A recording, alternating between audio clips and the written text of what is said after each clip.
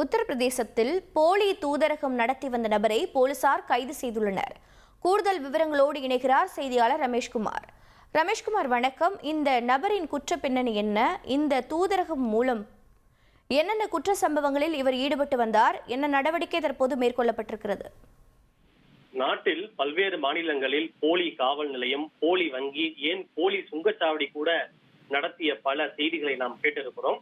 ஆனால் உத்தரப்பிரதேச மாநிலத்தில் ஒரு நபர் போலியான தூதரகம் ஒன்றையே நடத்தி ஏமாற்றி வந்திருப்பது வெளிச்சத்திற்கு வந்திருக்கிறது. உத்தரப்பிரதேச மாநிலம் காசியாபாத்தில் வெஸ்ட் ஆர்டிகா என்ற நாட்டினுடைய தூதர் என்று கூறி போலியான தூதரகம் நடத்தி வந்த ஹர்ஷ்வர்தன் ஜெயின் என்ற நபரை காவல்துறையினர் கைது செய்திருக்கின்றனர்.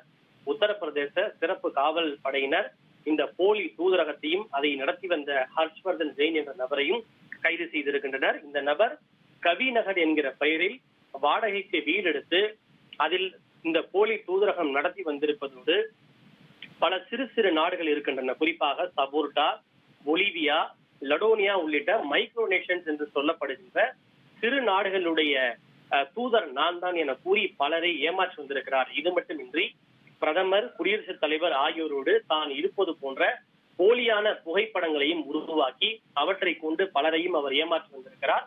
குறிப்பாக அந்த வெளிநாடுகளில் வேலை வாங்கி தருகிறேன் என்று கூறி பலரையும் இவர் மோசடி செய்திருப்பதும் விசாரணையில் தெரிய வந்திருக்கிறது.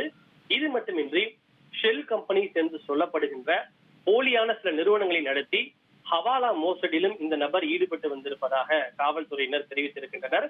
இவை தவிர பல சர்வதேச ஆயுத டீலர்களோடும் இந்த நபர் தொடர்பில் இருந்ததாகவும் விசாரணையில் தெரிய வந்திருக்கிறது என காவல்துறையினர் தெரிவித்திருக்கின்றனர். இந்த நபரிடமிருந்து டிப்ளமேட்டிக் எண் கொண்ட பல கார்களையும் அதே போல டிப்ளமேட்டிக் எண் கொண்ட பல போலி பாஸ்போர்ட்டுகளையும் காவல்துறையினர் பறிமுதல் செய்திருப்பதோடு போலியான பேன் அட்டைகள், போலியான முறையில் உருவாக்கப்பட்ட பல்வேறு ஆவணங்களையும் காவல்துறையினர் பறிமுதல் செய்து தொடர்ச்சியாக இந்த நபரிடம் விசாரணை நடத்தி வருகின்றனர்.